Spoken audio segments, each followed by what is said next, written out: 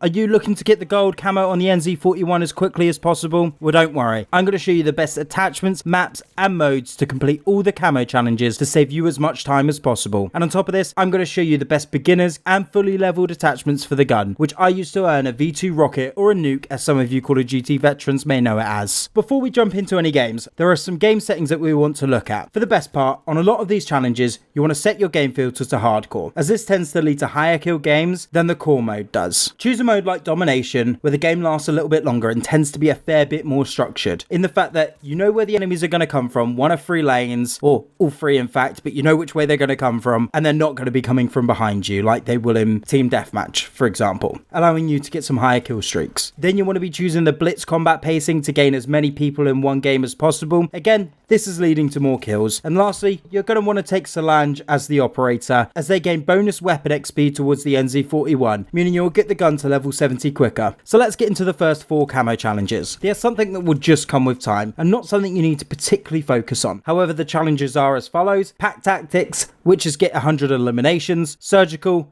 get 100 headshots; Predatory Ambition, get 50 multi-kills, meaning 2 or more kills in a short period of time; and Reptilian, which is get 5 kill streaks without dying 30 times. The last may take the longest to complete, and I'd encourage you to play a lot more defensive and reserved, making it a lot easier to stay alive for 5 kills, but this is very achievable by the time you've reached weapon level 70. So let's move on to where the challenges get a little bit difficult. The Deadeye challenge. To complete this, you'll need to get 100 long range kills. This again is something that might just come with time whilst hitting weapon level 70, as the recoil on this gun is really good, but here are some great tips to make this a lot easier. Take the following attachments on screen now, and make sure you are searching for games on hardcore mode, and aiming to do this on maps such as Demyansk, Desert Siege, and Oasis, as they have some really great long-range areas of engagement. And when you're in game, make sure you change your firing mode from fully automatic to single fire, as you only need to hit your enemies with 1 bullet to kill them in hardcore. And you just want to be perching up on these long-range straights just to make sure you hit your enemies at those long-range distances. Now, let's move on to the Berserker challenge, where I'll focus on getting 100 close-range kills. This is probably the worst one of them all, as this isn't an SMG or a shotgun, and its mobility isn't great. And quite frankly, this just isn't something that you're going to achieve passively whilst playing the game. For this, just jump into close range maps such as Das Haus or Shipment when it comes into the game. You will want to make sure you're not playing on hardcore for this challenge, as you'll need to focus on getting as close as possible to your enemies by full sprinting and sliding into them. Make sure you take smoke grenades as a way of breaking the enemy's line of sights, helping you to get as close as possible to them. And moving on to the next one, the Wildcat challenge, which is get 250 eliminations with 10 attachments equipped. And again,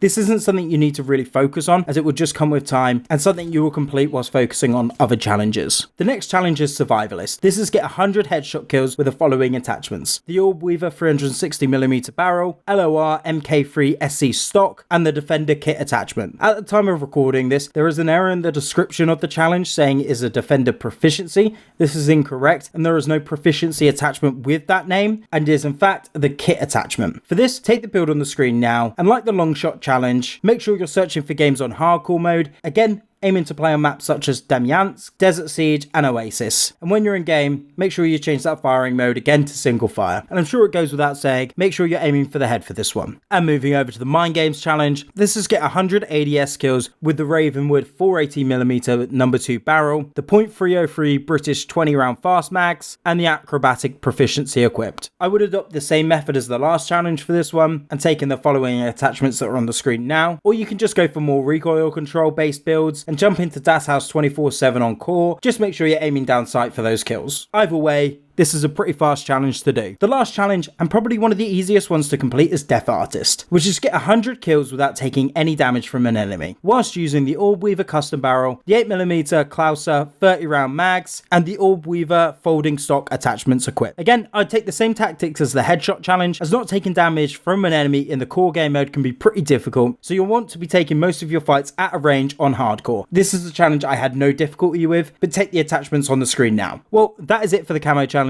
Now let's move on to the best attachments for the beginners and full level attachments. The beginners attachments can be found on the screen now, with a focus on range and recoil. And lastly, the fully level build can be found on the screen now. If you did find this video useful, make sure you hit that like button and let me know down in the comments section below what you'd like to see next. And if you'd like to see how to gold the AS44 assault rifle as quick as possible, click on the video on screen now. Thanks for watching.